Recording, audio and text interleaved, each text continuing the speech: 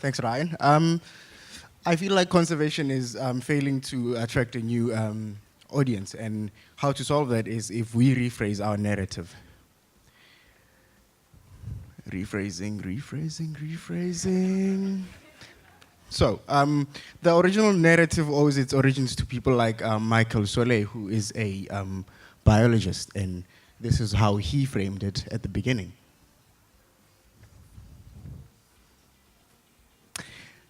But he framed it that way, and in addition to biodiversity preservation, he also included benefit for people, but also with restraint and some costs that are included in that.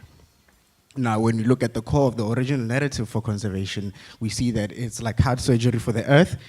It's also science-driven, and it benefits both people and wildlife. Now, if you fast forward to the current narrative, this is what you get. It seems devoid of all human benefit. These are the most common headlines of conservation these days. And if you fast forward it a bit more,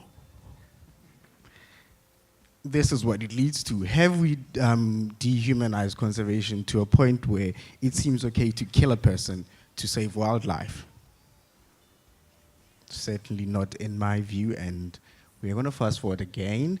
And when you Google conservation, this is the common definition of it. It is devoid of the science element, so it basically puts it down as passion-driven exercise, and then what you get is something like this, one of the biggest ironies of our current narrative. So basically, people that are degrading ecosystems are better salespeople than we are. But now, they are better salespeople than we are, and basically, we are not sure about our own stories, but yet we have the sweeter deal than they have, because they have short-term gain for long-term damage, and we have long-term gain all the way. So how do we solve this? Firstly, let's go back to basics and use science as a core of conservation, and again, restore conservation's respect among everyone.